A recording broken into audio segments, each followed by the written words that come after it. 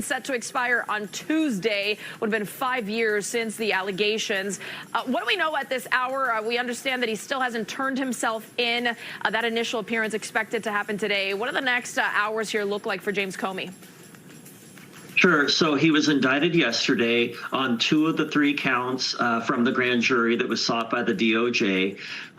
Arraignment is scheduled for October 9th, 2025 of this year. So on that date, he'll plead not guilty to the charges, and I expect he'll remain free on that. So really, he'll get booked as per protocol here, and then we'll wait until October 9th to see what happens in court. Although a lot of times people are they're expecting a lot to happen on the first day in court, and really nothing happens.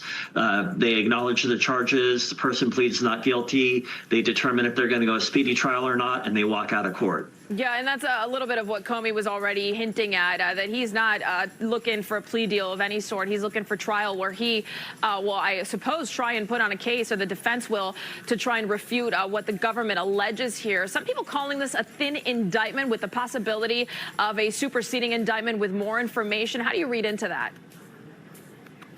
Well, we know that the head of the DOJ over this unit resigned under pressure, saying, listen, I don't think there's enough here to indict. Trump, he resigned. Trump replaced that person with one of his personal attorneys. An indictment did happen shortly after, correlated following Trump's social media post to the head of the DOJ, Pam Bondi. So it's always possible for the government to supersede, meaning add to their indictment. They get them what they can get with at the time, and as time goes on, as they further investigate the case, they can add charges later, and that's called a superseding indictment. This is a weak indictment. There's been a lot of people prior to the indictment saying, look, there's not enough here. They did the indictment. They only got 2 of the 3 charges. But there is a possibility that they can investigate and allege more serious crimes if they believe facts justify it. Okay. Yeah, I mean, it seems as though right now it's going to be hard to prosecute the case, given the fact that, to your point, Eric Cyber, that special U.S. attorney there, had decided to resign, saying that there wasn't enough to prosecute here. And we even saw Comey's son-in-law, who works for the Eastern District of Virginia. He, too, has resigned, given the indictment here. Can you pull a prosecutor for another district to come in and prosecute this case?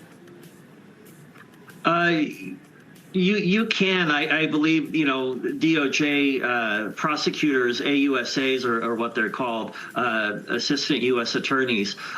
They could be moved, shuffled, promoted, etc. And you can sort of get the prosecutor in place, a good prosecutor, a good trial prosecutor that you need. I don't see that being an issue. If there's a very stellar, very motivated prosecutor in another district, I don't see it being hard to have them in this office to prosecute the case. All right, to your point, right now this is the slower part of what's to come, and we did hear remarks from the president leaving the White House saying that more indictments could be coming, referring to potential other people. We'll see what comes down the pike. Always good to see you, Joseph. Thank you.